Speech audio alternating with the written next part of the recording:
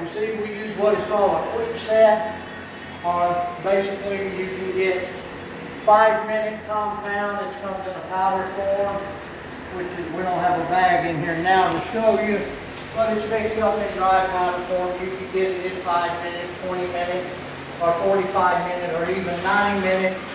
And you would, if you know how to work with it, depending on how fast you are, how experienced you are, depends on, you know, how much work you can get done on the 5 minute, 20 minute, 45 minute, whatever you would want to use. But as you can see, the tape coat behind it and the float's done with a double tin on each side. Okay, what that does is gives you more of a level finish. And then when you come in, as you can see this tin on each side of that tape, the tape is in the center here. That tin on each side of that, on the skim coat, feathers every bit of this out. You always want to basically scrape the thing, knock any little chips off, so that you're not pulling little dry chips of joint compound through your mud, digging out what we call trash marks. And this is the final coat called the skim coat. The mud is spread on, but see, this is an example of trash in your compound. And this is what it does. See these marks and scratches? So you definitely want to dig that stuff out so that you're not having to deal with it again later. That comes from bending over, pulling up trash from the floor, gets on the drywall. When you clean your pans and knives, if there's any little dry chips in there, which can be very agitating even to the best of experienced finishers. You see how that levels that wall out real nice? Now, an inexperienced finisher, and I see this all the time, comes in here and tries to do this. Okay? They're trying to smooth it out doing this. And you can see that heavy edge that lifts. Now, you have one of two options. Either work your rear end off, sanding that, or you finish out properly, which you come in here and you take that edge out. But you notice there's no more edge. Okay? Same thing over here. But knowing how to tilt these knives and work them right, see how level and smooth that finish is now? Look down that wall. That is a level, smooth finish. Hardly any sanding at all. Now, it takes years to learn how to finish like that, believe it or not. It ain't something you just pick these knives up and learn how to work.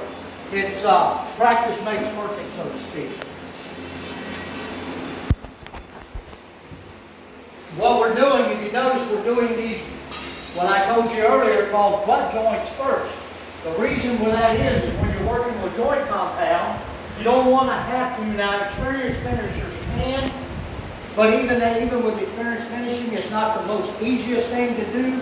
So when you come in and you float the butt joints, because that's the first thing you take, it's the first thing you float, and of course it's the first thing you skim.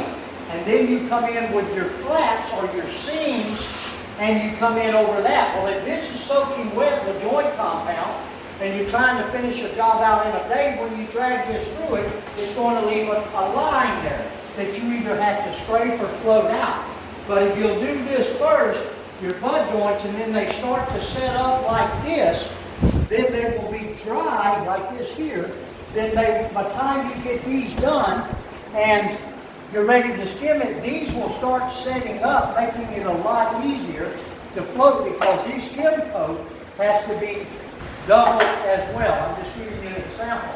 Finished out wide. Anytime that you have new drywall meeting on, it's going to need to be, or otherwise your seams will show more than likely. Okay? So you have to do a wide float and skim on that finish. I just done that just to give you an example. Because what you're trying to do is you're trying to level new and old together so that that seam doesn't show. Here is a sample of bad drywall. Christian wanted me to show you this. You see this bleeding? See, that's because when this tape was applied, there wasn't enough joint compound behind it, filled with air pockets. This is called blister.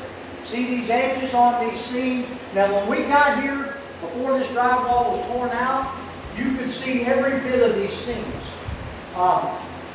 This was done by the homeowner's son who wasn't a real experienced drywall man. For an example, here's one here, okay? So that's just a lack of experience is what it is. And there's a lot of drywallers out there today. This is the kind of stuff you'll get. See these trash lines right here? I don't know if you can see all of this kind of stuff, but that's very poor drywall work. Now it's okay for the homeowner, but not a professional, okay? So when somebody like me or my brother, I've been drywalling for 41 years pretty much every day of my life, gets a hold of it, you don't see any of that kind of stuff. Your wall should be level, smooth, and straight, consistent. There shouldn't be big bumps. You shouldn't be able to see edges, sanding edges, because there shouldn't really be any sanding edges, okay? So that's what it's supposed to look like skimmed out. That's before sanded, and you can see that that's smooth enough. If I had to, I could probably, drywall gives you very rough hands, I could probably come in here and sand that with my hand. Smooth enough that you would get a nice level finish, okay?